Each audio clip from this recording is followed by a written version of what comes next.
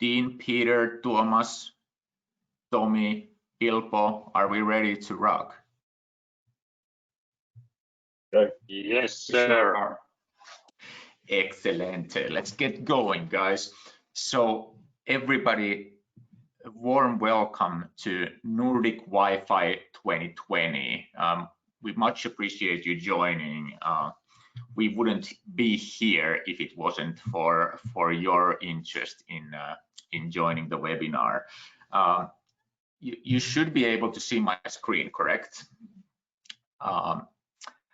Yeah, today we're going to talk about where wireless is going. This is the first episode of the Nordic Wi-Fi 2020 series, and our host behind the scenes and the man and his team have been organizing the whole thing, Tommy Äika.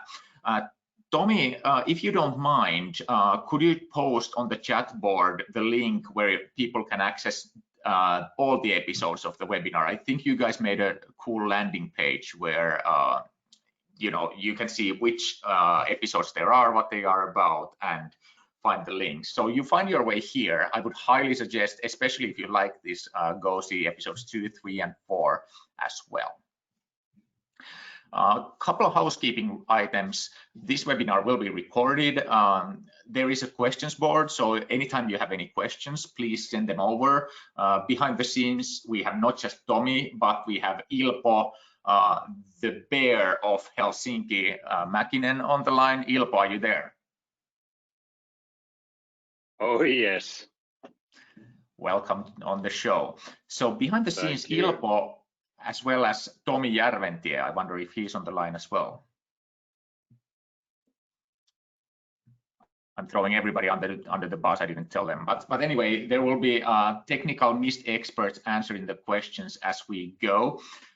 So feel free to use the questions board as well as the chat.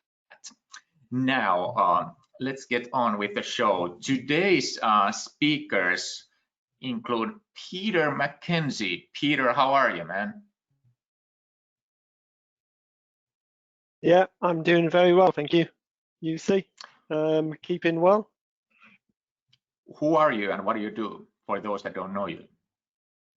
Who am I and what do I do? I obviously called Peter MacKenzie. I am from the UK.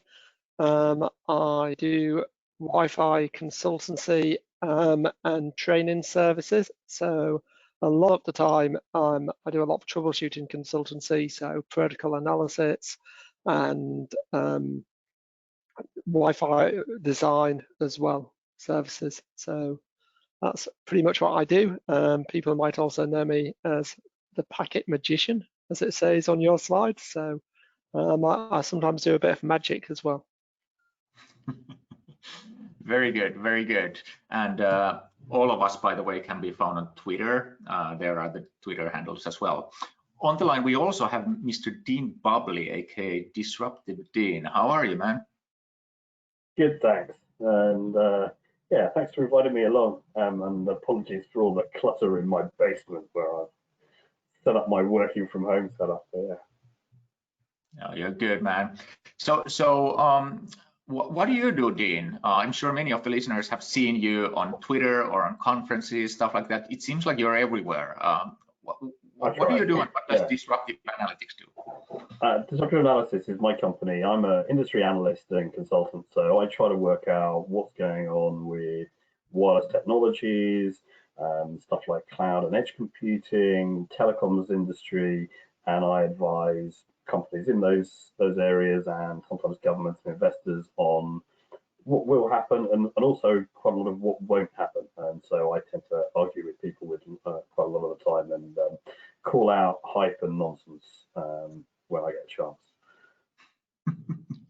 Very good. And if I would highly suggest you follow both Peter and Dean on Twitter. They not only are their tweets entertaining, but you can learn a lot. Also on the line, we have Tuomas Arvo from Volt Technologies. And Tuomas, how did you end up here? Unmuting myself first. How did I end up here? I guess I'm a customer. we do use Mist APs very happily, although for the time being there aren't too much people using them at the moment. But you know, we run pretty good test some months ago, and we were super happy about it. The product B or C or whatever the competitor wasn't exactly up for the proper competition. So this is how we ended up using Mist as our wireless access points. Very good, and we'll actually talk about that in a few minutes. So please, Thomas, stay on the line for a few minutes if you don't mind. I know you're busy with the new office and the move and everything, so hang in there if you don't mind. Thank you so much, everybody, for joining. So today's if we talk about today's agenda, it's about the change in wireless and where is wireless going. And for us wireless engineers, wireless isn't just Wi-Fi anymore, is it? And it will be more and more other things than Wi-Fi as well. But Wi-Fi still being by far the primary medium for the foreseeable future. But let's look at first like where Wi-Fi is going. I talk a little bit about Wi-Fi 6, Wi-Fi 6E, and where things are going on that front. And then we'll move into our distinguished guest presenters. Thomas will talk about like from a customer's perspective, how are things, and then we'll move into Dean and 5G and Wi-Fi and the intersection of 5G and CBRS and Wi-Fi and all those things. And then we'll let Peter loose, and Peter will be unleashed to talk about, you know, the different IoT technologies, choices of technology, suitability, where the whole IoT scene is going as well. So again, thank you for joining, except for Thomas who already left apparently. So yesterday we had a Mist webinar where a colleague of mine did, I challenged him to do Wi-Fi 6 in 100 seconds, and he did it in 106 and quite well. But since I'm 5 times slower than Wes Purvis, my distinguished colleague, I will try to do Wi-Fi 6 in 300 seconds. So that's exactly 5 minutes. I'll try to do it in less, but you know, rather under promise and over deliver. So what is Wi-Fi 6? Wi-Fi 6, is it 802.11ax or Wi-Fi 6? Which one should I call it? Both are fine. I think people will be more and more leaning towards Wi-Fi 6. Dean, what do you think? Wi-Fi 6 or AX? 6. Definitely 6. Peter. Sorry, go ahead, Dean. Yeah, I just think it's a nice, clean, snappy brand, and it sounds like 5G plus 1, so it's even better. Peter, what do you think? I don't really mind which you refer to it as, but I think outside of a sort of technical community, I think Wi-Fi 6 is the way to refer to it as. It's a nice brand name. I like it. Absolutely. What do you think, Thomas? Which one do you prefer using, 6 or AX? Which term resonates, sounds better to you? To me, I'm an old school guy, so AX sounds more of me. But yeah, I guess I should be catching up with the Wi-Fi 6 as well. Yeah, and I think that's exactly how it goes. I mean, the old school technology purists will hang on to AX as long as possible, and the rest of the people will be adopting Wi-Fi 6 fast. Okay, so Wi-Fi 6, the biggest deal about Wi-Fi 6 is OFDMA, or orthogonal frequency division multiple access. So what does that mean? Essentially, it means more devices can talk at any given time. If you look below, that's kind of how typical Wi-Fi traffic goes on the bottom row. So each Wi-Fi device reserves the entire channel when it talks. But now with OFDMA, many devices can talk at the same time, but using just smaller chunks of the frequency at any given time. So essentially what that means is you don't get more total throughput from the network necessarily, but the theory is that you get more devices with better quality connections. So when you have more, or let's say several simultaneous voice calls, for example, on a given access point or a given channel, each one of those gets better call quality as they go. And here we have a video of what Wi-Fi 6 looks like using a spectrum analyzer. So essentially these small things that are waving up and down are resource units. So that's each of the device using small chunks of the channel at the same time. So it's quirky and interesting, definitely to look at. The other new thing about Wi-Fi 6 is what called 10. This is really hard for me. Yesterday I was struggling with it as well. 1024 QAM.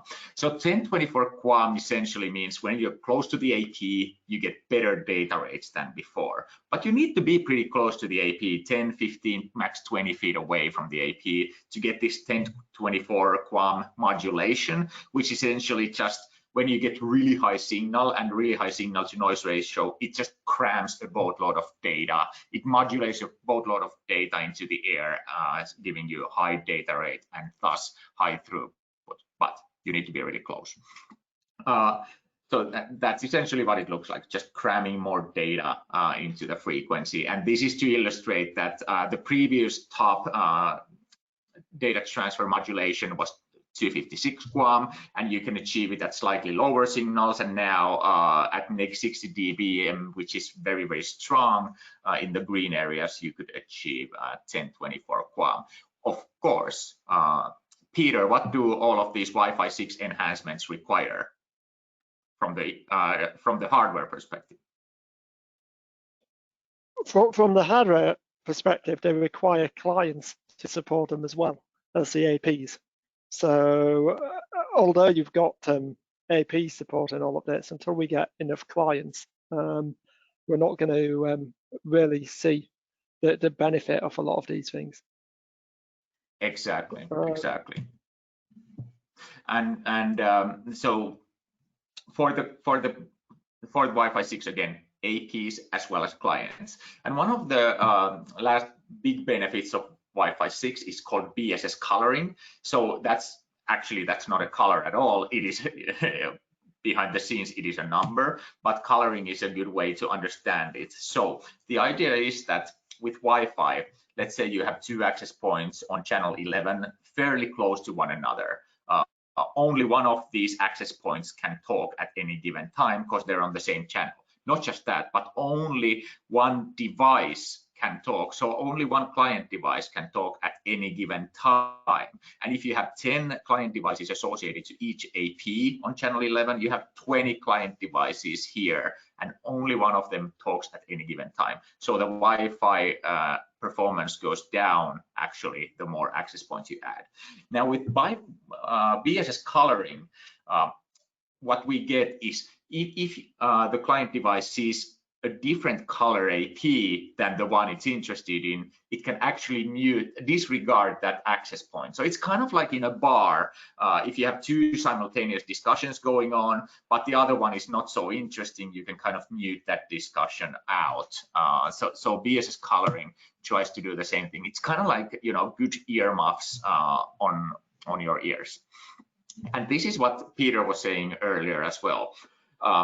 Together with speed test guys, a company called Ookla, they actually have tens of billions of measurements from networks, from millions and millions of devices. So with that data, we could see like how common truly have different devices, let's say different generations of iPhones in this case, been over the years. So how many % of the iPhone population, for example, are the newer ones versus the older ones, and how quick is the we wanted to know what is the adoption rate of new iPhones these days in order to understand how quickly will we see Wi-Fi 6 penetration in client devices. So here we can see that in 2016, most of the iPhones, for example, were iPhone 6s, but there was still some iPhone 5s left, and still a good 10% of iPhone 4s. Now, something happened here, which is obviously every September, you see an iPhone launch. So in September 16, we saw iPhone 7 launch, and you can see how quickly actually the adoption of iPhone 7 in a year reached this kind of 30% mark roughly. And then looking forward looking to the future, we can see that in 18 we saw iPhone 8 get more popular. In September of 17, iPhone 8 was released, so that started raising as well. But what's important here is if you look at, for example, the adoption of iPhone X and XS, the adoption gets slower over time. So first of all, the iPhone client base is becoming bigger and bigger and bigger globally, the number of iPhone devices that have been adopted. So of course, it is slower for a given device model to become a bigger chunk of the penetration. But maybe also the newer iPhones don't bring as much new things to the table as they did, let's say, when iPhone 6 came out or iPhone 5 or 4. So people are more reluctant in buying the latest and greatest. So from this, we can see that it takes a couple of years, easily 2-3 years from the client population for the iPhones to become popular enough, like a new model of iPhone, so that it's actually dominant in a client population. And why is this relevant? Wi-Fi 6, although it has been released a while ago, it's still not a significant chunk of the client population. Yes, sure, you and me and a couple of other guys have this, but the average user perhaps not. Okay, so that's Wi-Fi 6, BSS coloring, OFDMA, 1024 QAM, all great, good enhancements. You should not overlook them. But do they, for example, significantly change the way you should think about Wi-Fi or designing Wi-Fi? Maybe not so much. They just provide better throughput, better resiliency, all of that stuff. To me, the reason I'm here today in this webinar, for example, is because I got employed by Mist. And the reason for that is I became a fanboy. For the last 2 years I was at my previous job. I became a huge fanboy of Mist by just having it in my lab and trying it out and seeing like, this is quite different, like from a Wi-Fi architecture standpoint. And what do I mean by that? I started thinking on how should I illustrate that. So here's a graph, and from left to right, this has been kind of the reality of cost per or labor cost per access point in an enterprise Wi-Fi network. I mean, back 15 years ago, there was indeed a dip in the labor cost, the cost of operation per enterprise Wi-Fi access point. And that happened when, roughly when centralized management came to Wi-Fi networks. So you didn't need to individually manage each access point, but you could actually centrally manage them. And at the same time came Wi-Fi controllers, which were a great addition to Wi-Fi technology at the time. Not just centralized management, but several other positive things as well. So they were really, really good 15 years ago. But it seems like just the labor cost per access point, although despite the promises from every Wi-Fi vendor, the labor cost per each access point just seems to grow. I mean, there's more and more headache, there's more and more boxes in the network, there's more and more administration. Everybody says everything is automated, but is it really? Is it? That's why I created this index called consumed human energy per access point, or the short abbreviation, and you need to have those, is called CHIPO.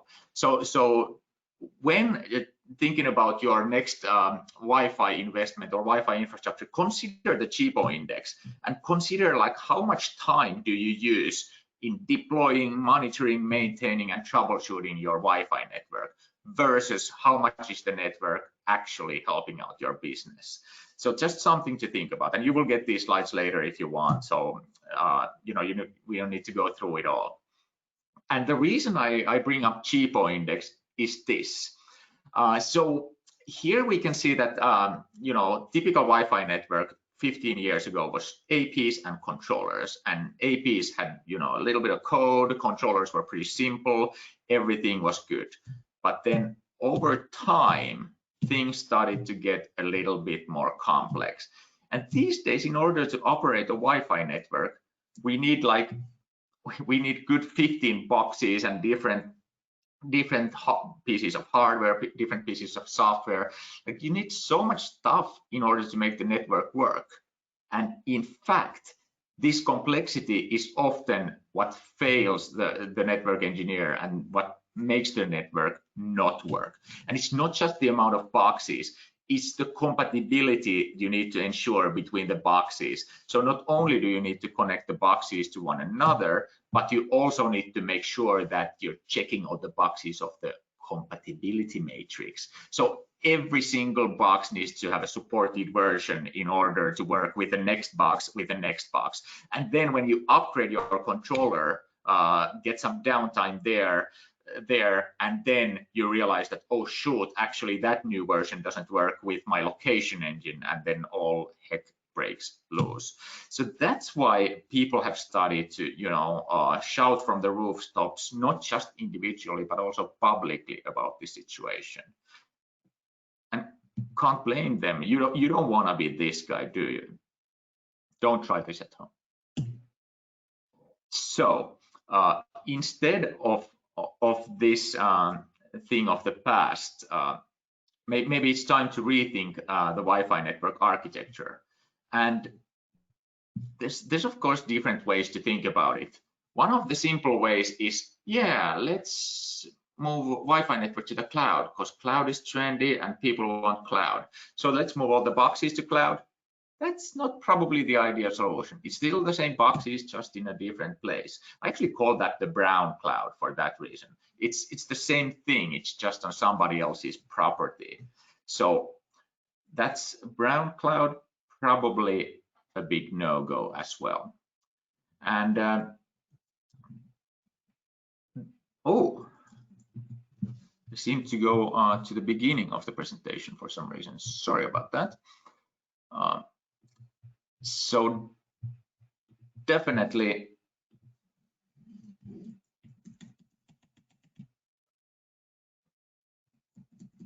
let's hope there's no some kind of hidden links here. I apologize for running through this. Just give me a sec here. Seems like I'm not getting this fully to work, but the idea is, here we go. I'm just going to use this then, since I'm not able to, sorry about that. So what you don't want to do is be the guy facing this situation. That's where we left off. So with your Wi-Fi architecture, this is, I feel and I hope where the world is going, is simplicity in the architectural space. So access points and cloud should be in most cases what you need in order to do a good Wi-Fi network. If you have anything else, like the more boxes you have, the more prone you are to failure.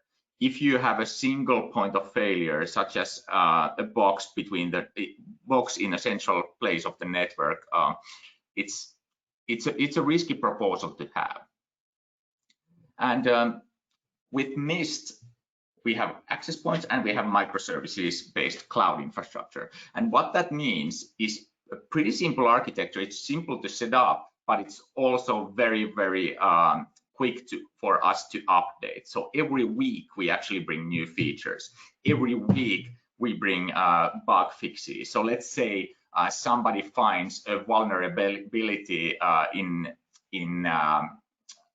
the current implementations of, let's say, WPA2. And these kind of things happen every now and then. Somebody cracks, an encryption algorithm or something. We can push that to production immediately, or at least in the next production push, which happens every Wednesday. So it's pretty efficient in that sense. It's infinitely scalable, so we can just fire up and down microservices when necessary. And it's super simple to administer, super simple to manage. And I mean, case in point, Tuomas you work for Volt, don't you? Yeah, I do. So you guys are kind of the #1 food delivery service in the Scandinavia region, right?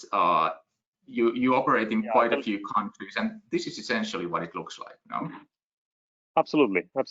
This is what we do. Delivering packages, basically, from one place to another. And how would you describe your role at Volt? From the picture, it shows that I deliver chicken wings at the office and enjoy them. Yeah, but well, I started almost exactly 1 year ago here. We didn't have IT person on site at all, basically, and I've been doing all sorts of things, bringing tagging along while we've been growing from 300-ish people to more than 900 people in a year worldwide. And that's I've moved one office last summer, and we are just moved into a new office here technically, well, a week ago. We are still in the process of move, and it involves obviously the Wi-Fi as well, so the network and everything. Absolutely, and I just found this from Bloomberg. You are, if not the fastest growing company in the Nordics, definitely one of the fastest growing companies. I mean, we were the second fastest growing company in Europe, I believe. Wow. So that also keeps the IT department pretty busy, right? And yes, we just had a new joiner last week, so we need some manpower on that front as well. Okay, yeah. So you're not only hiring people, but also IT people to manage that growth. That's good that you get a few helping hands as well. And you guys operate in quite a few countries, right? Yeah, 22, I believe, is the number at the moment, or something like that. Wow. And yeah, it's not just one city per country either. It's multiple cities and all that. So it's very much an international organization, but you have a big headquarters in Helsinki. So most of your development happens in Helsinki, correct? Yeah, I guess it's safe to say that everything happens basically here. We build all our apps ourselves. So the one that the customer uses, the one that the restaurant uses, and then also the courier app, and on top of that, obviously the web and the backend and all those necessary bits and bobs that you need. Very good, very good. So these countries are mostly like sales and marketing offices and that kind of stuff then. Yes, exactly. Very good. And then if we look at the challenges that you were facing with the Wi-Fi architecture, you want to talk a little bit about like how did we end up here anyway? Like all of last year, you seem to be like a little bit challenged.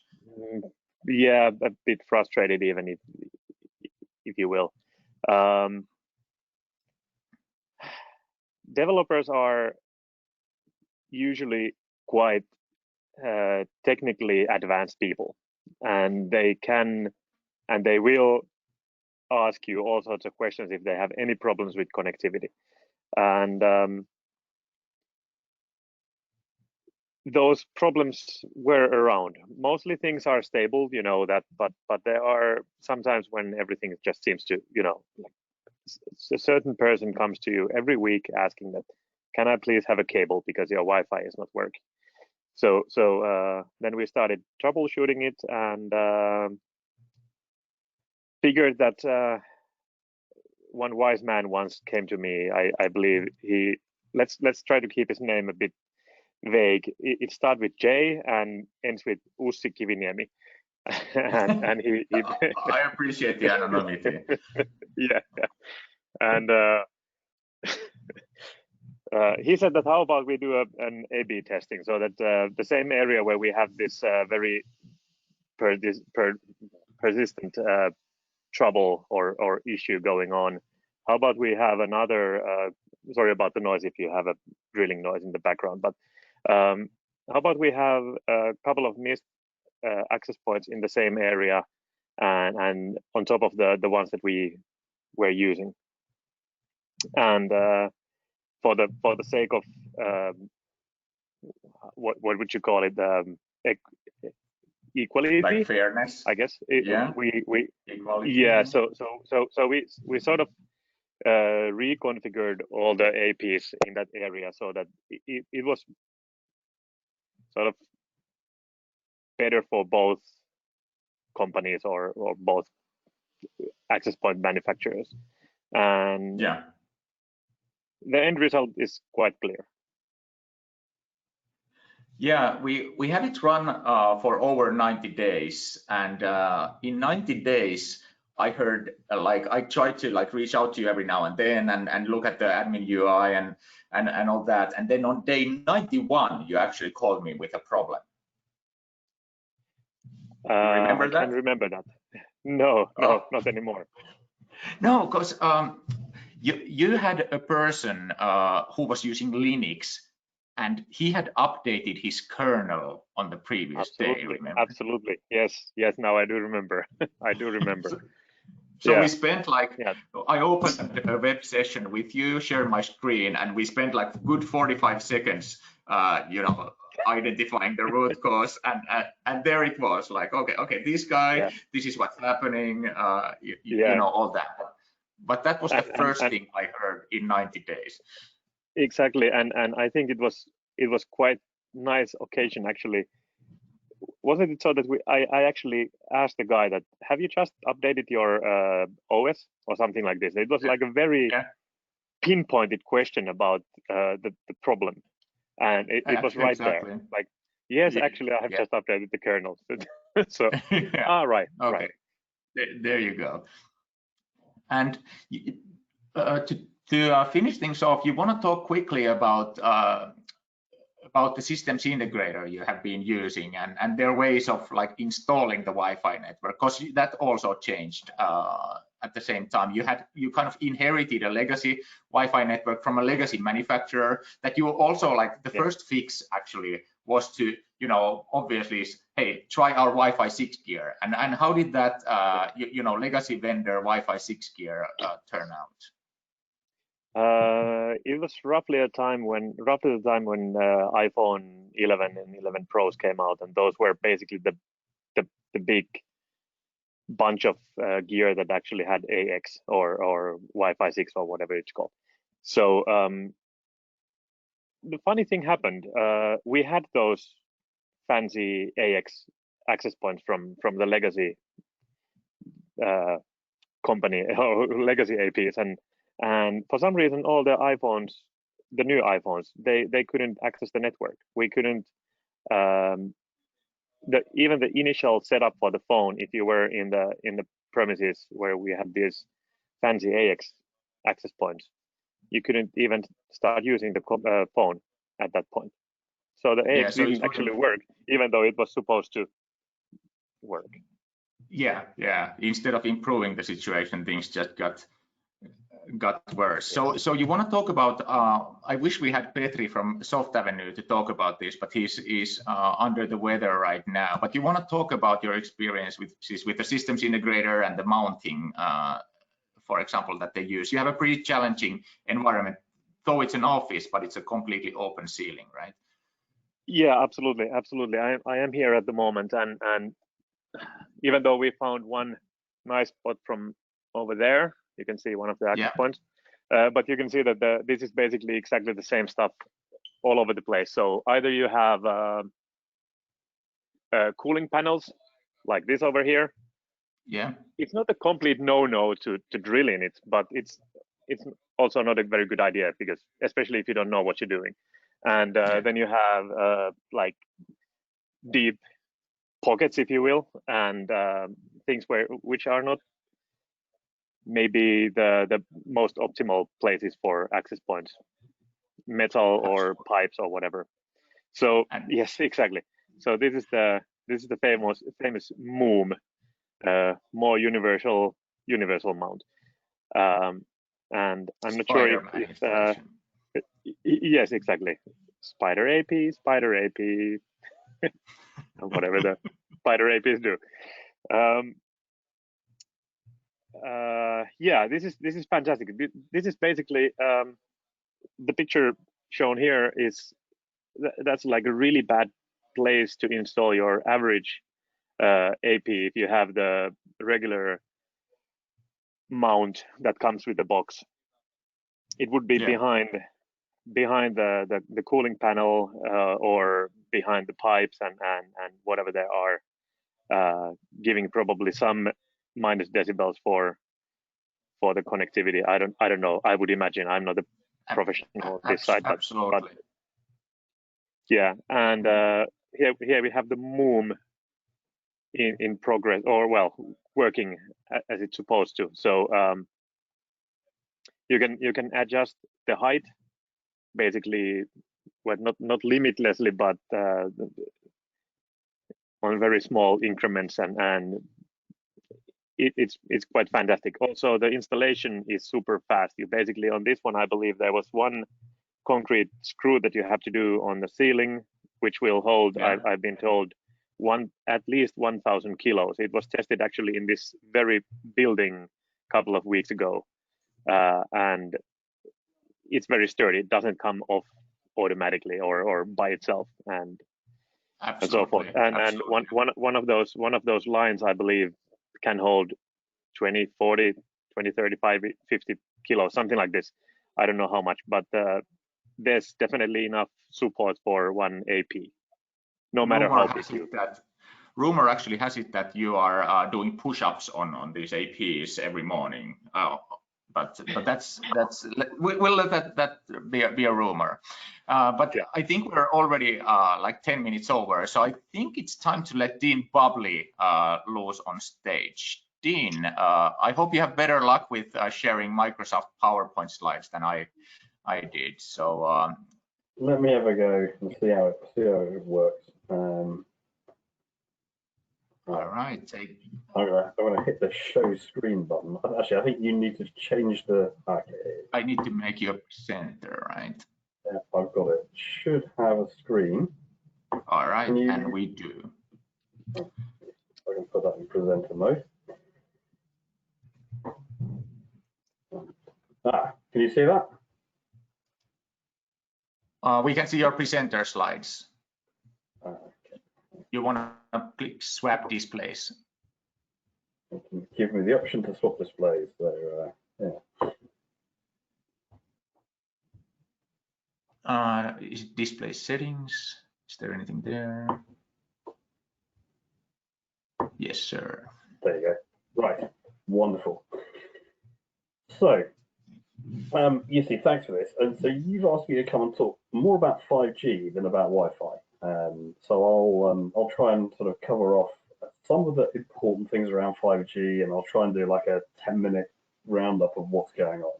So as an analyst, I cover a whole bunch of things to do with networks and telecoms, both on the infrastructure side, service providers, enterprise, as well as a bunch of stuff on voice and IoT and everything else. And I try to sort of come up with criticisms taking into account all of these different areas of technology and demand.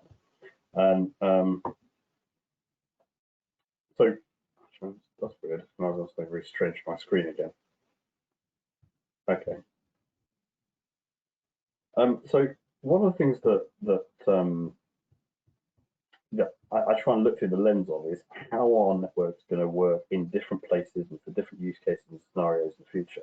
So imagine 5 to 10 years time, you've got your magical self-driving car, and it goes and drops you off somewhere and then parks in an underground car park. At that point, you presumably the next time you want to get access to the vehicle, want to use your phone and say, come and pick me up at reception. But the car's underground in a car park. It doesn't know how to get onto the Wi-Fi. It's got no cellular signal, probably. What happens? And it's sort of questions like that that are going to change the way we use networks, and not just from a sort of a phone or a laptop, but there's going to be new use cases, new devices, And also, whose responsibility is it to have coverage in that basement? Whose responsibility is it to think that actually the coverage might be needed by a vehicle rather than a human with a device? And is it going to come down to whether it's connected with 5G? Is it going to be sufficiently autonomous that it's going to be able to drive itself out purely on machine vision and understanding the map that it's had built in? There's things like that, and you can have 1,000 different scenarios. But it's thinking about what's going to happen over the next few years. And what network is it? Cellular? Is it Wi-Fi? Is it something else? Is it low frequency, high frequency? Who owns it, and whose problem is it if it doesn't get access? Is it the car company? Is it you? Is it the venue owner? It's not. And so really what we've got is this incredibly complicated landscape of different demands for wireless in the future. And I can only fit 6 dimensions onto a 2-dimensional slide. Ideally, this would have been a 12-dimensional chart, but I've had to put the others in the box inside. Yeah, and you're going to have all sorts of different requirements for speed, for reliability, for distance. Is it a private network owned by a building owner or a company? Is it delivered by a service provider of some sort? Maybe a local authority as an amenity. And we're also seeing, and I'll talk about this in a few minutes, a lot more variety in terms of the types of spectrum. And we're used to thinking of Wi-Fi runs in unlicensed spectrum, at the moment 2.4 gig and 5 gig bands. Or we have things like the traditional cellular networks, which run in a range of different bands from in Europe, 900 megahertz, 1.8, 2.6, 2.1, and so on. And that's changing. It's changing firstly with 5G, which brings new spectrum bands, but it's also changing in a lot of places around the world because there's this new category of what's called shared or local licensed spectrum, which is allowing companies to create their own cellular private networks as well as Wi-Fi. And that's where some of the questions come up as to, does one replace the other? Where are the overlaps? What use cases do you use them for? Actually, going back to that slide, I really point to this horizontal axis of how important is an application. Is it business critical? Is it important for a particular function? Or is it safety critical? Are you maybe in an industrial setting or a medical setting where you have machinery or devices that if the connectivity fails, it can hurt someone or kill someone? A robot or industrial machinery or a medical device. And do you want to trust that to unlicensed spectrum or not? And if you do, whose liability is it if it goes wrong? Are you prepared to be the person in court if there's a problem with it? And normally when I ask service providers, they say no. And the interesting question is whether enterprises are going to want to take responsibility for that as well. And so 5G, in theory, if you believe all the hype, and I do think there's a lot of hype as well as some interesting stuff, will answer a lot of these questions. But I don't think that it's going to be a smooth path, and it's certainly not going to be one where we come back in 10 years' time and everything is 5G. And so you see some big headline numbers. Today there's about 30 million 5G users around the world, mostly in China and South Korea, some in the US, and then a scattering across Europe where networks have launched. But to be honest, they haven't often been taken up very much by consumers, and often they're just in a few city centre locations. By the end of this year, and it's a bit difficult to predict because of everything that's going on with the pandemic, there's probably going to be around about 100 million, but most of those are going to be people with smartphones that run a bit faster, or in a couple of places, fixed wireless access for homes. And then looking out a few years' time, you're going to get to the big numbers. But the important thing is, at the moment, this is still just at the earliest stages. And what also that doesn't get talked about is that 5G capabilities come in phases, which align with what are called the releases from the standards industry body 3GPP. So frankly, the first phase of 5G is a bit boring. It's faster mobile broadband and a bit of fixed wireless access. All of the sort of cool stuff that people talk about with the ultra low latency reliability and ability to do this magical thing called network slicing, which is all virtualization, that's in the sort of second phase, which is supposed to be kicking off later this year. Some places we've got prototypes and test beds running, but probably it's going to get pushed back a bit because of delays to standards, the supply chains and deployment. So we can probably reckon end of this year through next year, this sort of second phase comes in. Mostly still aimed at carriers and outdoor networks, but also some private networks. And I'll come on to the bits at the bottom of this, the private 4G and 5G in a moment. And then later on still, you have release 17 and 18, which have got all even cooler features. But frankly, that's come back in 2023 for that to be a reality. So what's happening at the moment is the network operators, the carriers, are deploying faster mobile broadband and a bit of fixed access. They will be doing the enterprise stuff later, but as I'll point out in a moment, whether that works indoors is a very, very big question. And the initial focus of 5G is for outdoor usage for mobile broadband. At the same time all this is going on, in a number of parts of the world, we're finding companies deploying their own cellular networks more like indoors or on campus environments. So this could be a port or a mine or perhaps a factory or a warehouse where they're deploying at the moment mostly private 4G. And this is happening in the US, in Germany, in certain bits of the Nordics, in Japan, France up to a point, UK, Netherlands, in pockets. It's been going on for a while, particularly in like mining and high-end uses like utilities. But this is starting to become democratized. It's starting to get possible to build your own cellular network, which allows you to run in licensed spectrum if you can get a local bit of spectrum, but also perhaps gives you better coverage because you're allowed to run small cells at higher power levels than Wi-Fi access points. It comes with a lot of complexity as well. You have to think about core networks and SIMs and all the other stuff. But there are a bunch of reasons why enterprises are interested in private cellular, but it tends to be for certain use cases. And we'll see that evolve as well with private 5G. And that's where you might find, say, a manufacturing plant want to run its own 5G network in a factory so it can run with deterministic latency, its conveyor belts and its robots and what are called AGVs, essentially the automated forklifts and a bunch of other things. And those are the sorts of things where the cost of downtime is so high, they may well want to use licensed spectrum rather than unlicensed spectrum. So it's not necessarily about Wi-Fi per se, it's about liability costs of using unlicensed and the risk of interference. Also on the larger sites, you may well find that they have mobility which is indoors and outdoors. So if you've got a manufacturing facility with multiple buildings, you might want your automated vehicle to take products from factory A to factory B for the next stage of the process. And so for the outdoor coverage and mobility, that probably lends itself more to cellular than Wi-Fi. But you'll probably also still find Wi-Fi for a lot of uses inside for static objects, for particularly venue type functions where you've got maybe display boards or building controls, as well as the normal sort of PCs and smartphones and tablets.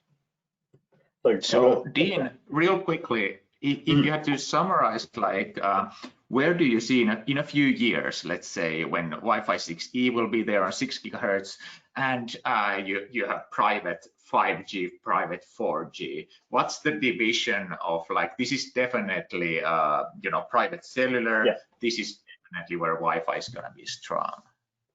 Right. I'm going to go push on to the very last slide, which has got a bit of a comparison that I'm trying to work out.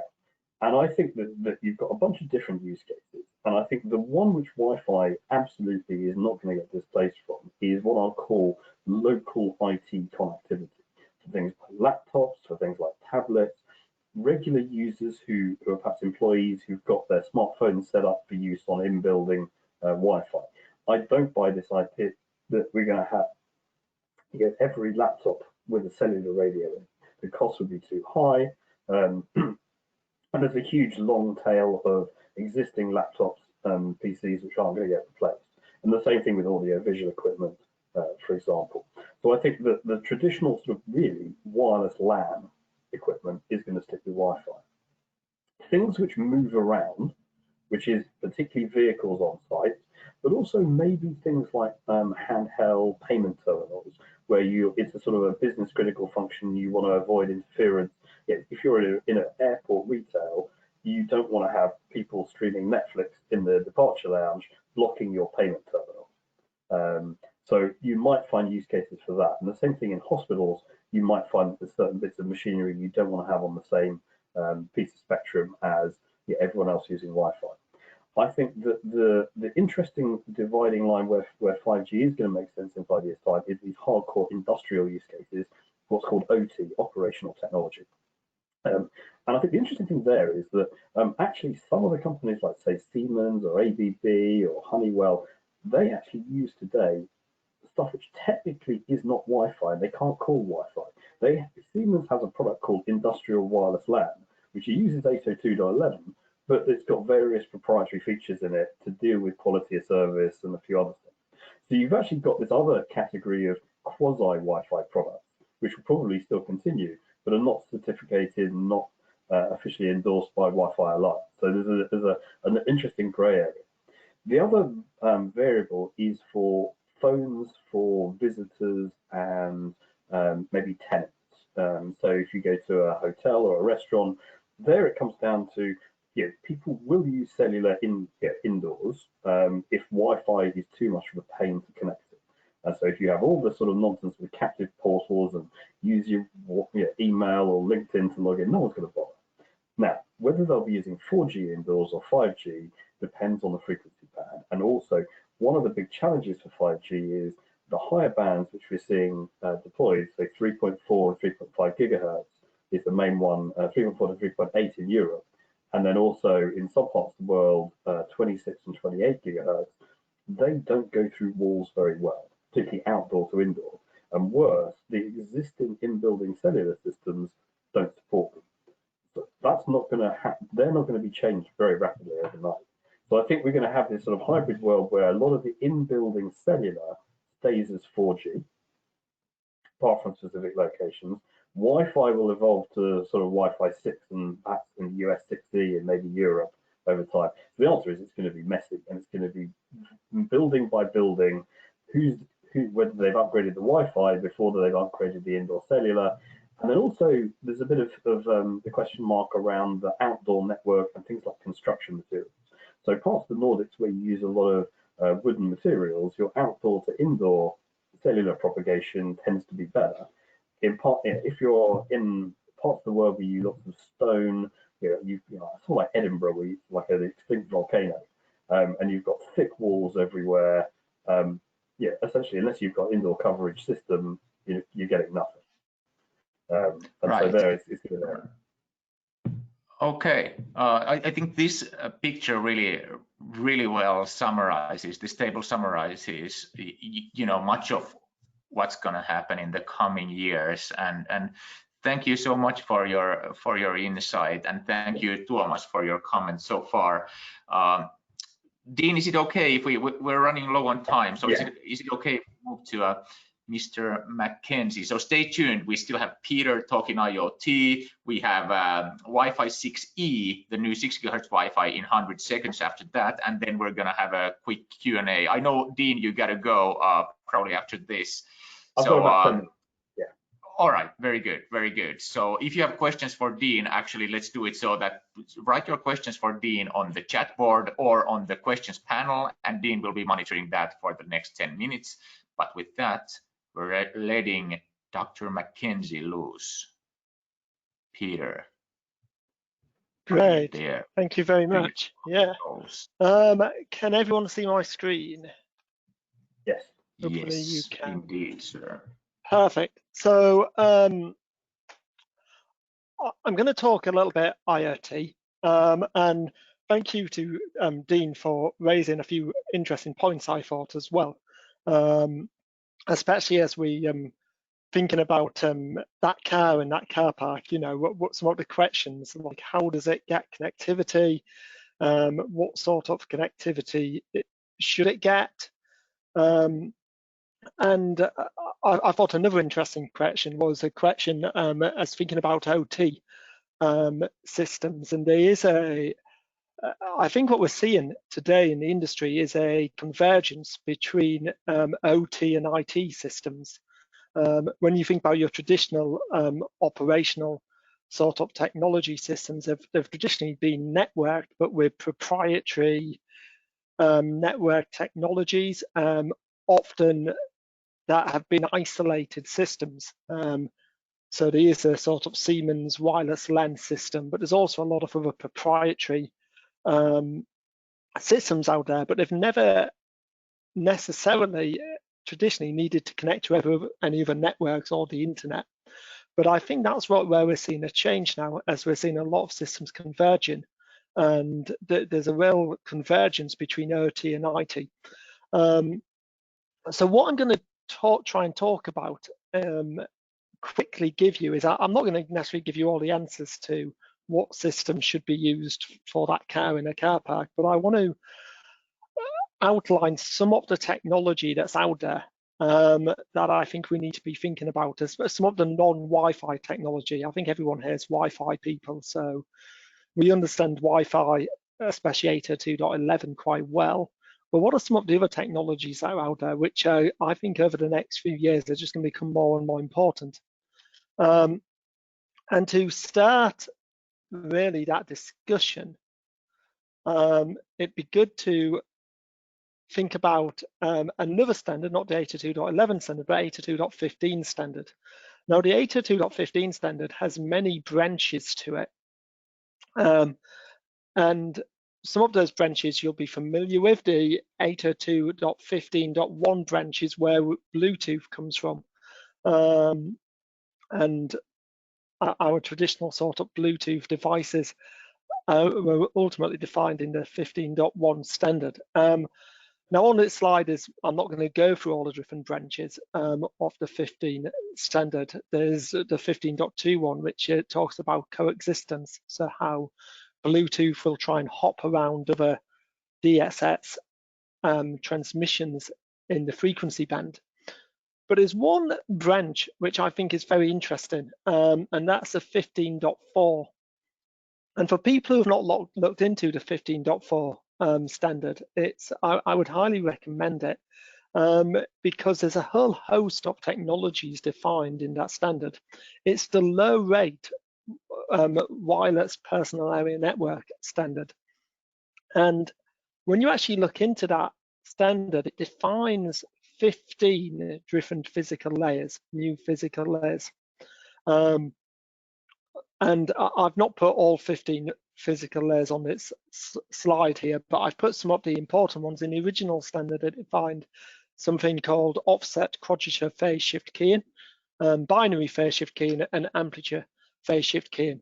A lot of the technologies, when we talk about IoT technologies, things like Zigbee and Thread, are all built on top of OQPSK PHY layer, which is defined. And I'm going to come back to some of those technologies quite soon. But there's also many new PHY layers defined by different amendments to the 15.4. And if we look at 15.4a amendment, it defines something called sharp spread spectrum and ultra wideband PHYs as well. Now, chirped spread spectrum is interesting because an IoT technology known as LoRa actually uses chirped spread spectrum. It's not actually based on this standard. It's a proprietary chirped spread spectrum implementation developed by a company called Semtech, but it is an important IoT technology that's used in our industry. And I'll come back to LoRa maybe in a few slides' time. But ultra wideband is definitely and also an interesting technology. It's now, for those of you that keep up with the iPhone releases, when the iPhone 11 was released, then Apple announced that it has a U1 chip inside it, and that includes the ultra wideband functionality. It's an ultra wideband chip, which is going to provide highly accurate location information.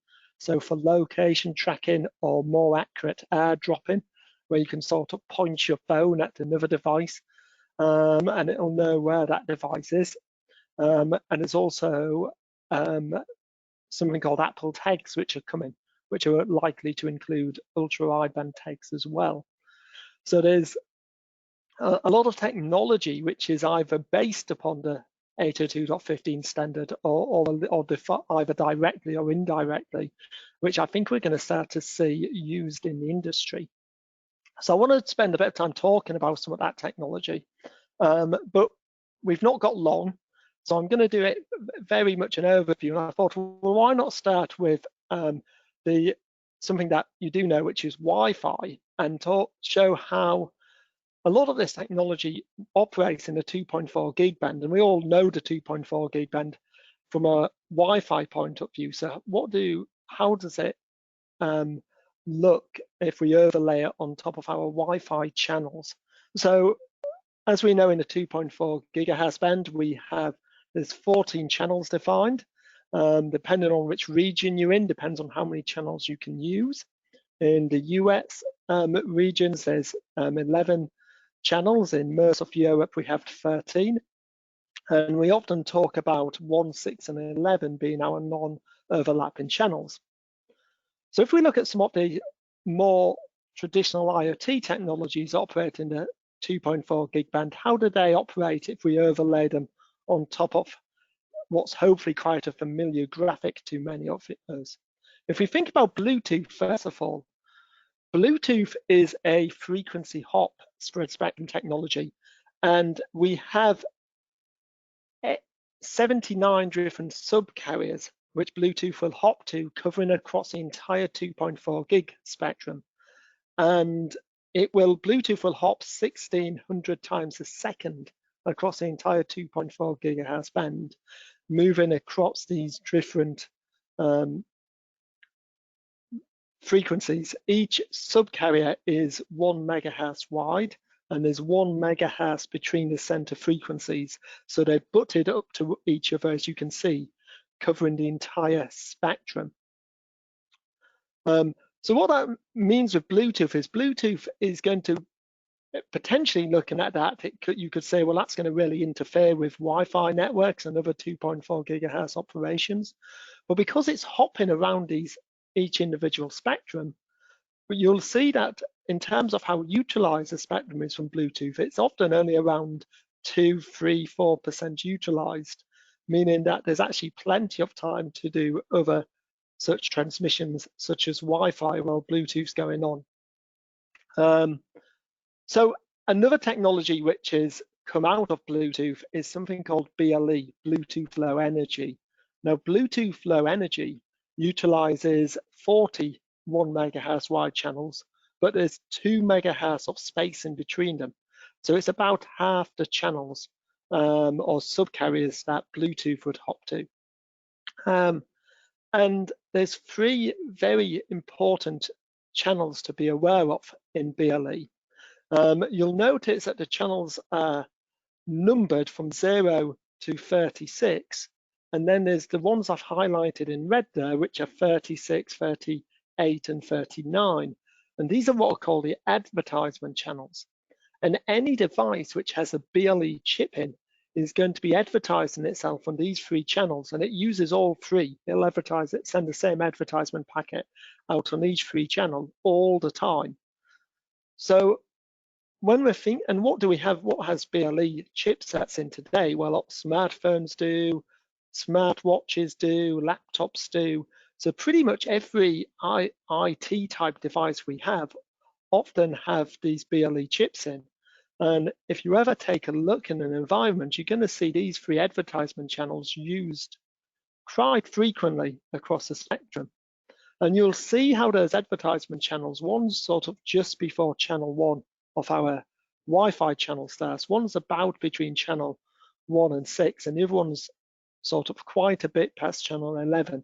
So hopefully they're not going to affect our traditional Wi-Fi installations as much, but they are very active in terms of using up our spectrum. And you'll see that in pretty much every environment now. You'll see those 3 channels very active. Another 2.4 gig technology is based around 802.15.4. Now, 15.4 has another host of channels available, and these are 2 megahertz wide with 5 megahertz channel spacing. And so these are traditionally what we would think of as Zigbee or Thread channels, or any technology built on top of 15.4.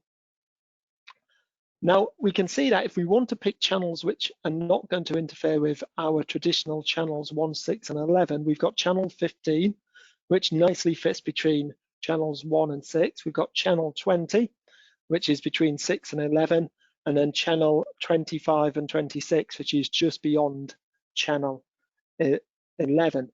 So they're our, if we're going to interplay well with a 802.11 Wi-Fi network on channels 1, 6, and 11, they would be the 4 channels to pick for any 15.4 IoT solution that's going to work alongside a wireless network. So it's important to make sure you pick in technology that can operate on those channels and not the other ones. So I've mentioned 15.4. Let's just quickly have a look at what 15.4, the standard, defines. It actually defines a bit like the 802.11 standard, the Wi-Fi standard. It defines the PHY and MAC layer for Wi-Fi communications. 3 different frequency bands, the 800 megahertz, the 900 megahertz, and the 2.4 gigahertz. The nice thing about the 2.4 gigahertz band is it's a global band that's license free pretty much globally, whereas our 900 megahertz is sort of US centric, and the 868 megahertz is really European centric. So a lot of the applications to meet a global sort of market are being developed in 2.4 gigahertz. Now, I mentioned that there was many different specifications built on top of 15.4, and on this slide, I've just summarized in some of those. And there's things like Zigbee, there's things like RC Face. If you look at the sort of 2 technologies being used quite a lot in an industrial space, you've got wireless HART and the ISA 100.11a, which are both very much industrial based IoT technologies, and you'll see those are quite a lot in the industrial industry at the moment being used. But something that's of interest, I think, if you're thinking about true sort of IoT being internet connected devices, if you use sort of Zigbee, wireless HART, ISA 100, they all work. You have to have what we call a board, a router, or a gateway, which connects between a traditional LAN or an internet to network, an IP network, and it connects the Zigbee network to it, and all communications go through the gateway.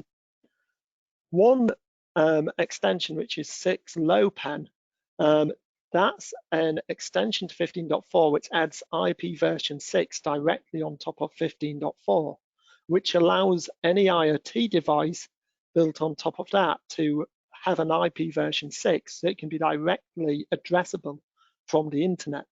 It also adds some AES security on top of it, which a lot of IoT specifications don't have built in as standard.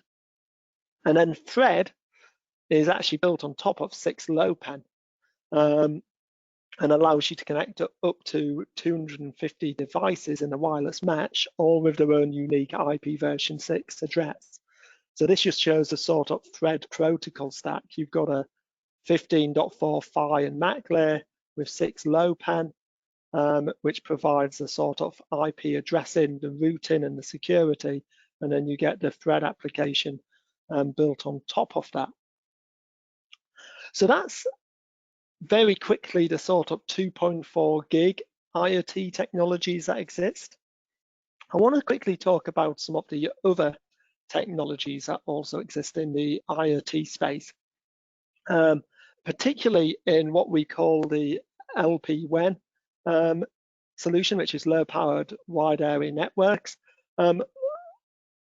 LPWANs has 3 sort of main technological goals. It's meant to be for long-range communication, low power and low cost to implement. Now, there's a whole host of competing standards in the LPWAN market at the moment. I'm just listing a few on this slide.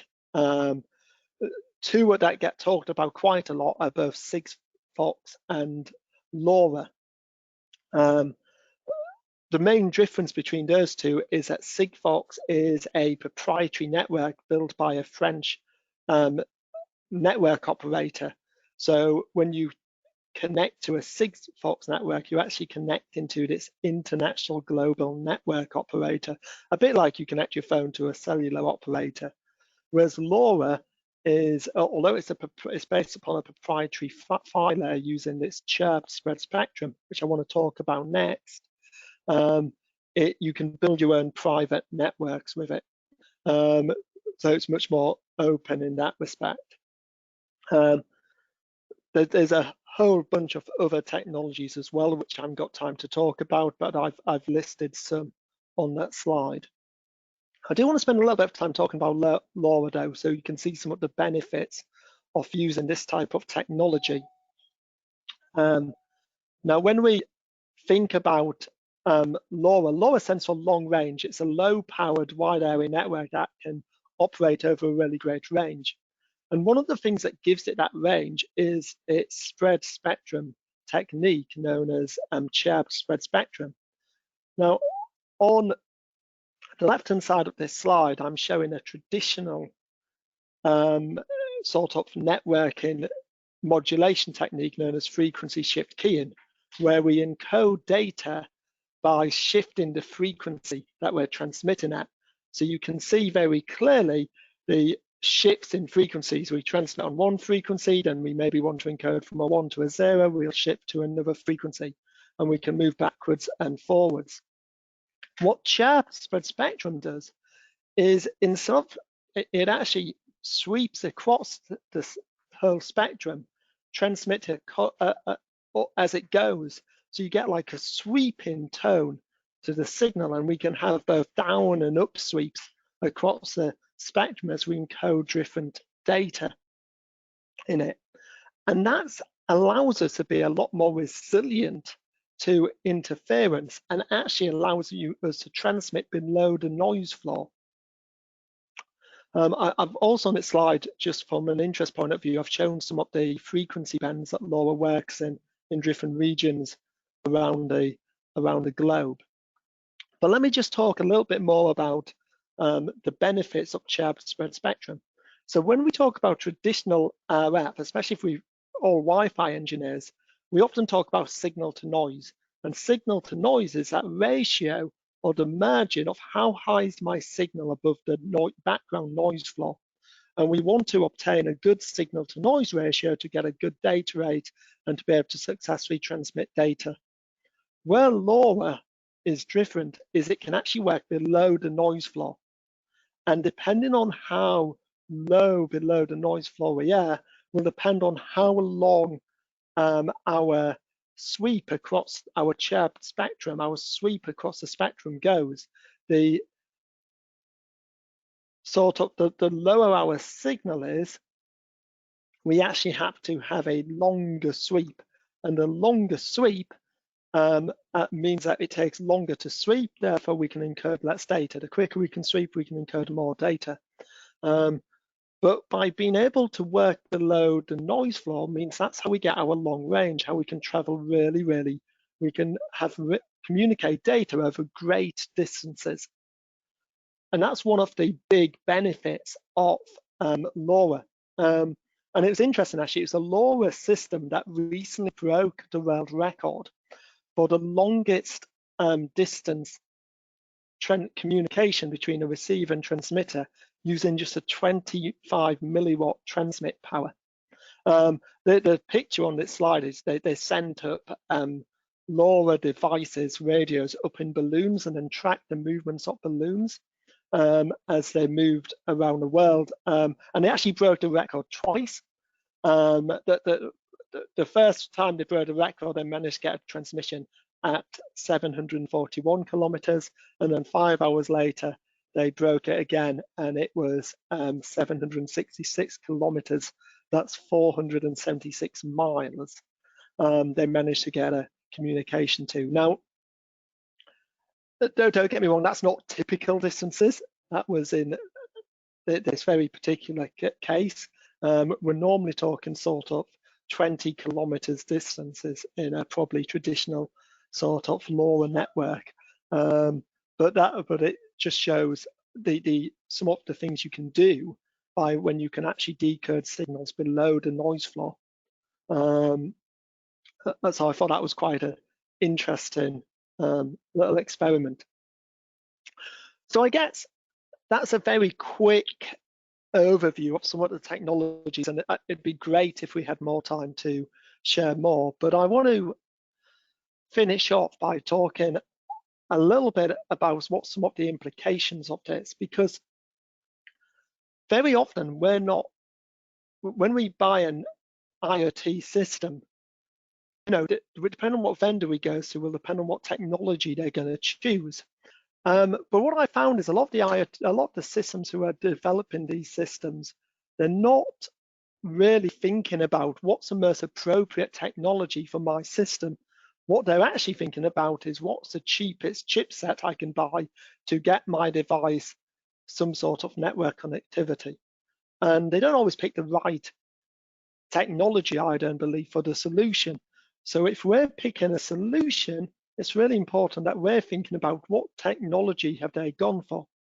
And just as a quick example, I'm just going to finish with this slide, but tell you a little tale of two wireless controlled lighting systems I've been involved in. The first one was a system when I was asked by a large retailer to go into one of their stores. They were having problems with their Wi-Fi, and the barcode scanners that they were using, the handheld scanners they were using in store, kept getting kicked off the Wi-Fi. And as I went around the store, I realized that the Wi-Fi coverage was pretty good. I did a bit of protocol analysis, and I could see that they were losing connectivity.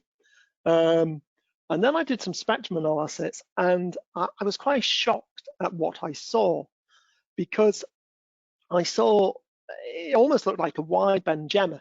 I recognized the spectrum signature as Bluetooth. You could see all those, 79 one little hops across the spectrum, but there was so much of the activity going on.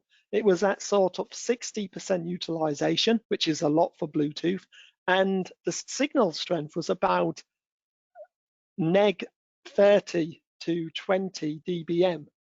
So it was really loud. So I decided to have a go at tracking it down, and it didn't matter where I walked in this store, the signal was everywhere. And I was thinking, this is crazy.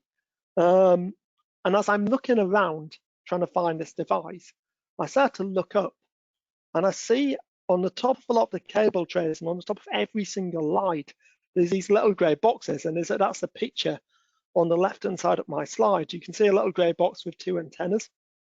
And these were, if you imagine every strip light, there was one of those on the end of every strip light. So there was probably 60, 70 of these boxes across the shop floor in this store, if not more.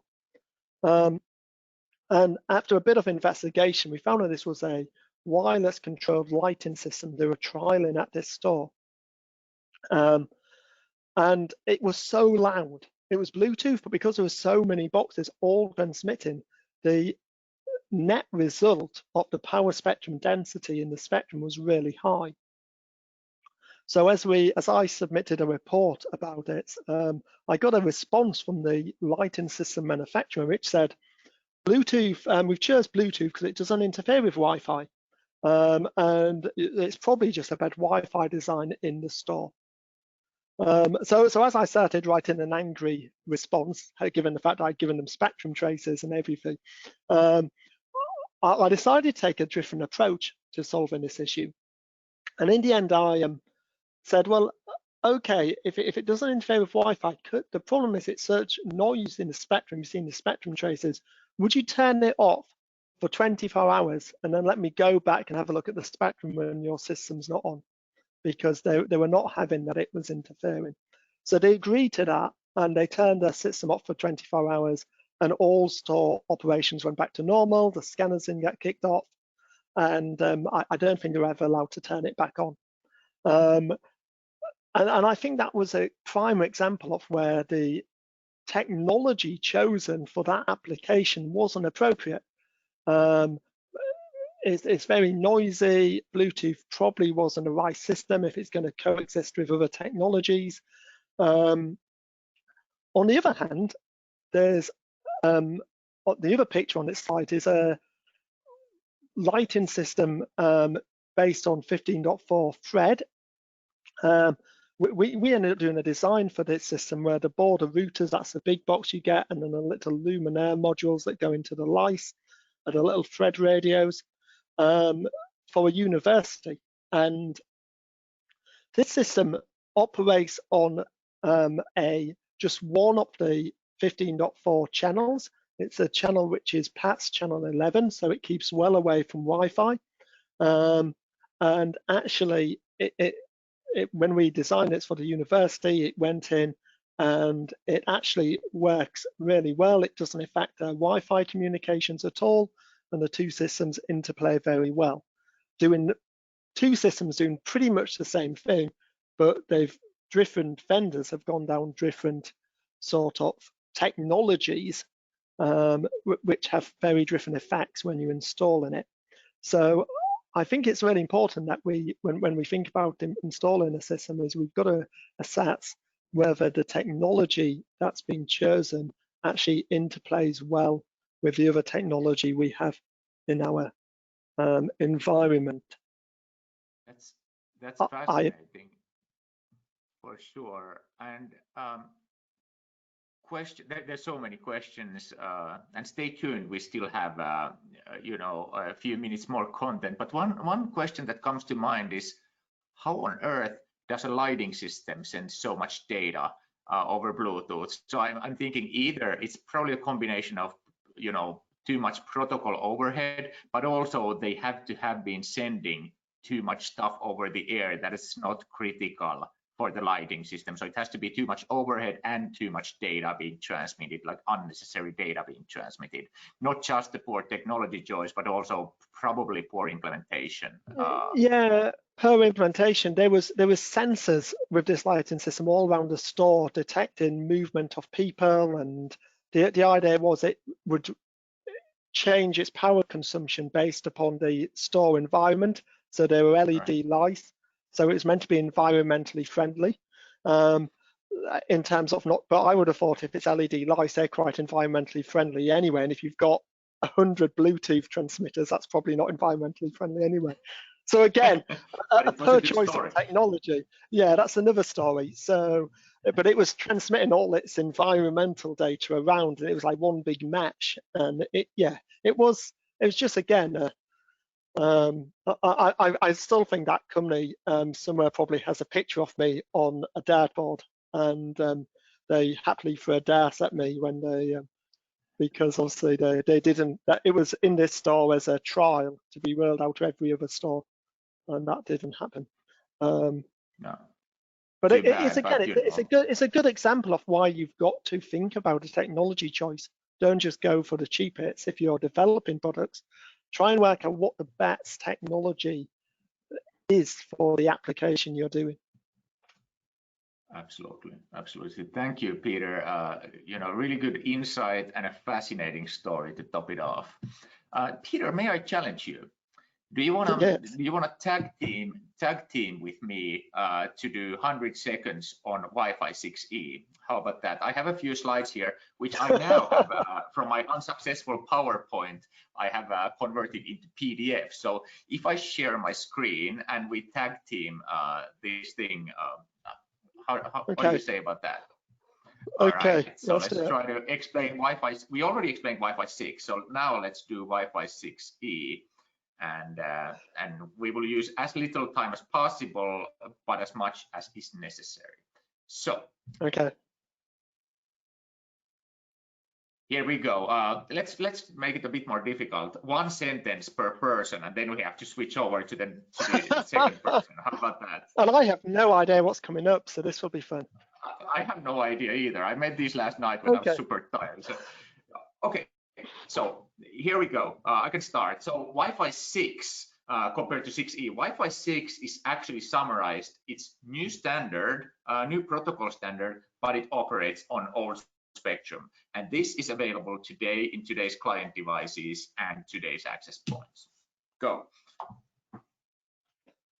Wi-Fi 6E is using the same standard of which is Wi-Fi 6 or 802.11ax, but it's in a section of new spectrum in the 6 GHz band, which has been recently opened up and approved for use for license-free usage by the FCC. Very good. And this will be, we will start seeing enterprise products and client devices, probably most of them next year and from there on out. You go. We will. Perfect. So one of the big advantages of Wi-Fi 6E or is basically the fact that we've got the 6 GHz band is a much bigger amount of channels we've got available for us. So it's 1.2 gigahertz worth of spectrum, which is a massive amount compared to what we've had with the 5 gig band or 2.4 gig band. So it gives us, 59 new channels available for us to use. Your turn. Excellent. And that's that 1.2 gigahertz of new spectrum and 59 20 megahertz channels is in the US. But in the EU, we actually don't have that many. So in the EU, we have the lower part of that 6 gigahertz available for Wi-Fi, and it kind of looks like the upper part will go to 5G. And there's different bits and pieces of regulation that come into it, but that's pretty much what you need to know about EU. So EU, less than half of the US, and coming up a little later for us. So if you had to summarize this, Peter, in 6 words or less, how would you summarize the same thing? 6 words or less, wow. I would say Wi-Fi 6E is exciting, more spectrums, and the opportunity to use bigger channels would be what I would say is the headline things takes away from it. So more spectrum, and potentially we can start to use bigger channels. But I say that with a lot of caution. Absolutely. And the biggest caution is it's not here today, and you will start seeing benefits only in the years to come. But I was thinking of like, what's the impact of Wi-Fi 6E today?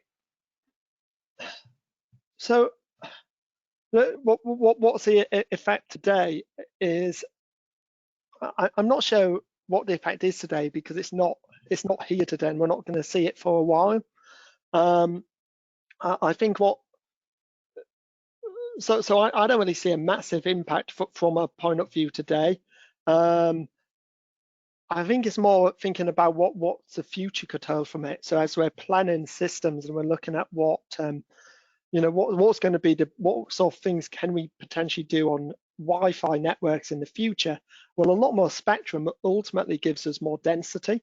So that's the reason I said big channels with caution is that the place we need more spectrum than most is high density environments. And actually what we need is channel reuse in high density environments. So actually we probably want to use 20 meg channels, but it gives us so many more 20 meg channels. We've got so much more spectrum to play, and we can get spectrum reuse more easily. So to me, that's the really big advantage, and that's the thing I'm looking forward to the most is in high density environments, stadiums, places like that. We can actually we've got so many more channels we can deploy, and that's going to be the massive benefit. I hear lots of other benefits, and some of them I'm cynical about, I will be honest. Do you want me to talk about those or not? We can leave that to another webinar. But yeah, okay. I totally agree.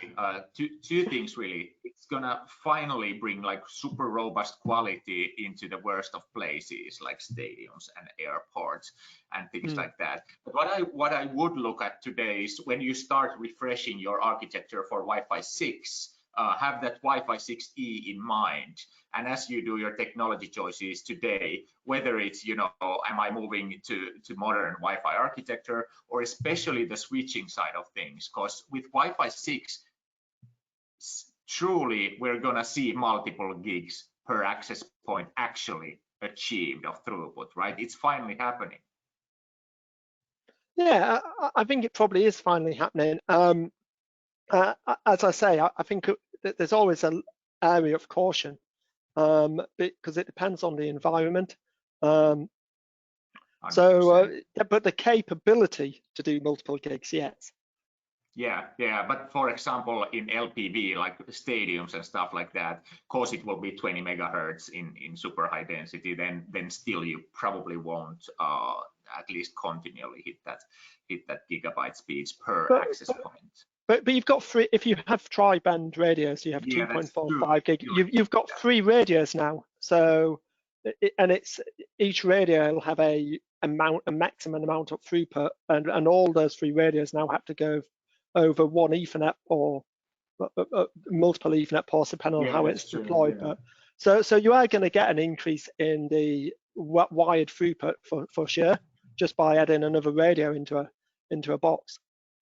Absolutely, and I would proclaim that just like today it's 20 and 40 in typical environments, then it might be like 20 in high density, but 40 and even 80 in some environments will come reality, and with that you definitely need that multi-gig capability. So at least like when you're refreshing your switches in the coming years, take a good hard look at the switching. Okay. What else? Do we have any questions that have been repeating on the questions board? I have been answering a few, and there are some additional ones out there as well. There's a question from Mark E. I'm not going to say from which company, but Peter, you might know him. His question is, does Peter always have to pick on me? Do I always have to pick on him? Only sometimes. What is the name of this company with the Bluetooth lighting? So we need what to look for. What's the name of the Bluetooth lighting company? Maybe go with the thread lighting company. I heard that the thread lighting company was a company called Trentonics.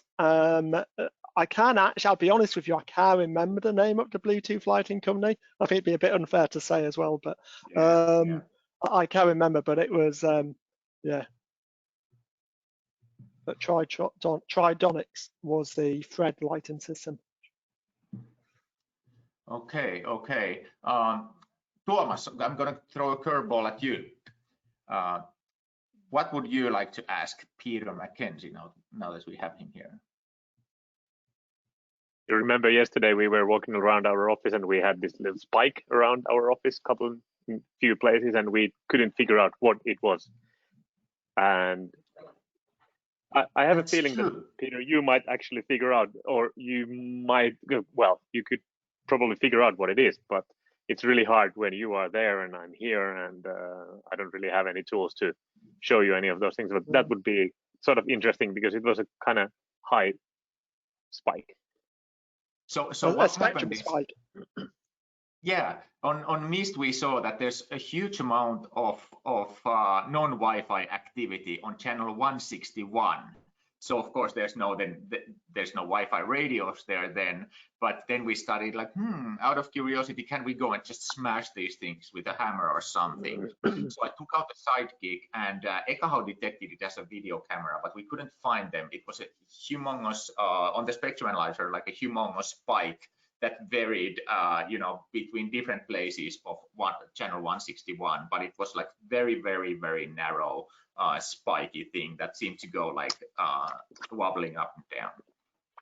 I could give you a guess of what it might be. Okay. Do you have any like motion PRI sensors? Plenty. Yeah, or ones built into lighting systems. It's probably they are DALI, DALI. I don't know what Is it called DALI or yeah? It's likely to be one of those. They used to always operate traditionally. I used to only ever see them in the 2.4 gig band, and they used to operate between, if you looked at channel 6 and 11, right between the two, and they used to move around a little bit. But recently started seeing them in the 5 gig band around that frequency, in the sort of Uni 3 higher end of the 5 gig. And that's exactly what you see, a really thin spike, 100% duty cycle. Sometimes it'll go around, sometimes if you've got lots of them that can hear each other, they slightly change the frequency a little bit. So you'll see different spikes of them. That's what but that's from what you described, that would be my best guess. If you can get close to one and lift like an echo up to it, you should see as you almost get to touching it, you should see the power go really high up, and you've determined it that way. That's exactly what we were doing yesterday, but then we ran out of time. Right at so the time. That would be a device. Can't guarantee it, but that would be my guess from what you said. Absolutely. Hey, there is a question from Juhana. Thank you, Juhana, for the good question. And I think this is for Peter. Question regarding the NB IoT status in the market. How much usage is there, and will this be a common usage, for example, outdoor systems? Yeah, so it's a sort of cellular carrier. It's a sort of carrier type of IoT system, and it's. I read an interesting article actually only yesterday about it, which said, you know, NB IoT is dead, long live NB IoT. And it was basically saying that he felt that that basically they've concentrated the cellular industry too much on getting 4G, 5G out, that they've sort of left the industry open to all these other technologies, so things like LoRa, Sigfox, and therefore they've been a bit late to the game. But that eventually it's probably going to be the technology that wins out, which was an interesting article. I'm not too sure, because it's really hard to displace established technologies. But I'm not sure there is one technology that's established at the moment, especially in the sort of low power LP WAN market. There's no one winner at the moment. But I think for devices that are highly mobile over large areas, so like vehicles driving down roads, where it isn't a consistent, you can deploy your own infrastructure, so you're going to rely upon a cellular infrastructure. I think it's going to have, I think there's a real market for it in the IoT space, especially for devices that move over a big geographic region. I think that's going to be where you're going to start to see that technology used more. Very cool. Then there's a question from this mysterious Mark E person, which is actually same question as I was debating on Twitter a few days ago with Dean Bubley, which was about, like, how do you see the 6 GHz band and operators, carriers, because it's license free, and what's already to some degree, but just a little bit, happened on the 5 GHz space is the telecom operators also come to this license free 5 GHz space, obviously because it's free, rather than operators paying for, you know, their own band. Is the same thing going to happen on 6 GHz? How aggressively are the telecom operators going to invade the 6 GHz band, which we as Wi-Fi people consider our Wi-Fi band? It's our band, yeah.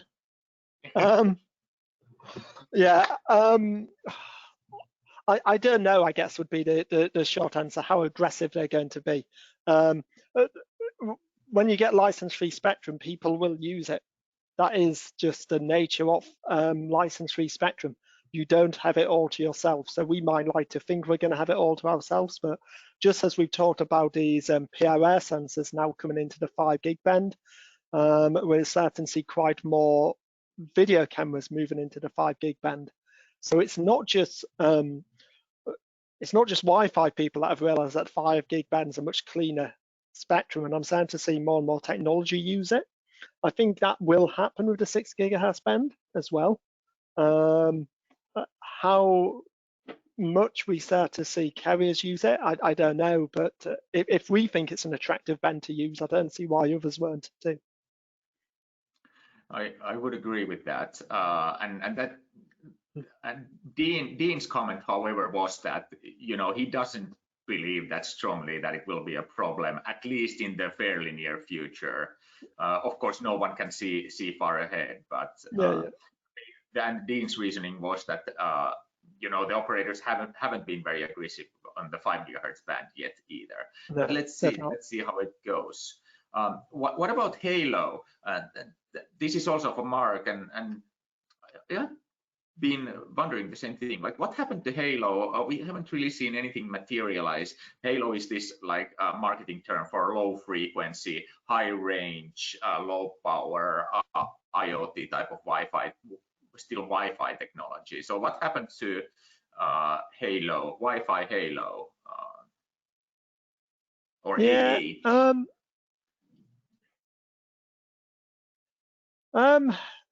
It's never really taken off, has it? That's the thing.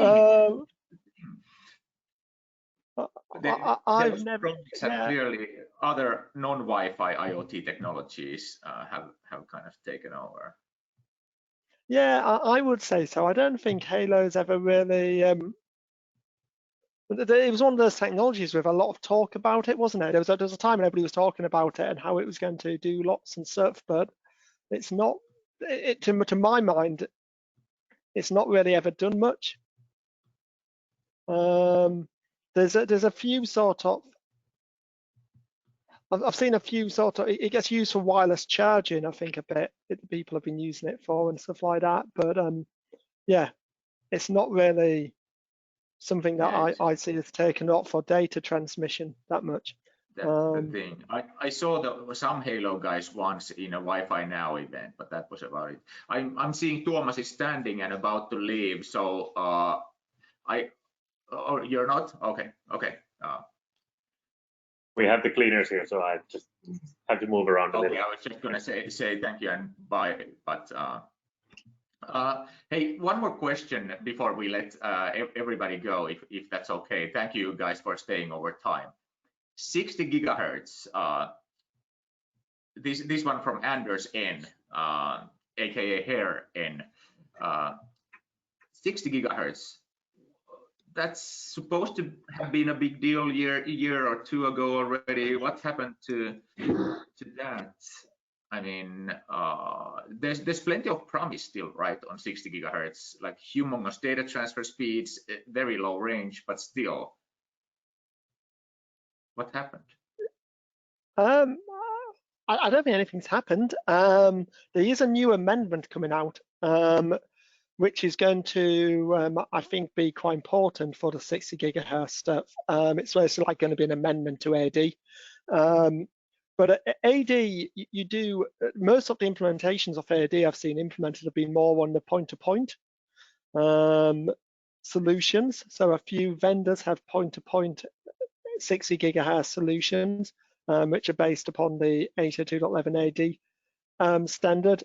And the other application which people have always talked about, but we've never really seen come about, is sort of for, in homes. So like streaming 4K video from your laptop to your TV and sort of streaming applications where it's short distance but very high throughput. And I think that's coming in some of the new amendments coming to the standards. So look out for that, because it's there's going to be a couple of amendments coming out for soon, which are going to make that, I think, more feasible. But again, with any technology like that, what's needed is it needs someone to actually put the chips in the products. So unless some TVs start putting the products, or we start getting products in the iPhone, that's why the ultra wideband is so exciting to me, because Apple have actually put its U1 chip in their devices. You really need a manufacturer like Apple to go, we're going to put the chip in our device. And then if I'm making a TV, I go, oh, I might put one in my TV because it'll work with iPhones or it'll work with Samsung phones. But until it needs someone to take a punt on that technology. But let's wait and see. excuse my cat walking across my screen. Is So there some symbolism in the black cat walking across the table? yeah, there might be. It's just telling us how due we are on this webinar. And with that bombshell, to close things off, first I would like to thank the Arrow crew. Arrow is the MIST distributor here in the Nordics. Thank you for all the organizing, Petri, Tommy, Anu, everybody at Arrow. Thank you very, very much. You made this thing truly possible. I would also like to thank everybody who joined, as well as Tuomas from Volt. Tuomas, any closing words on where the Wi-Fi, where is Wi-Fi going?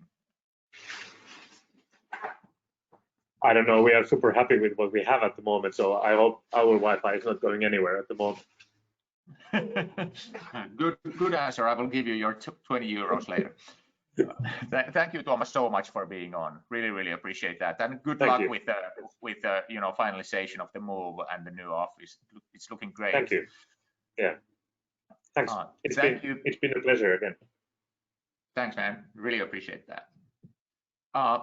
Peter MacKenzie, thank you so much again for all the insight and wisdom and the practical examples you brought to the table.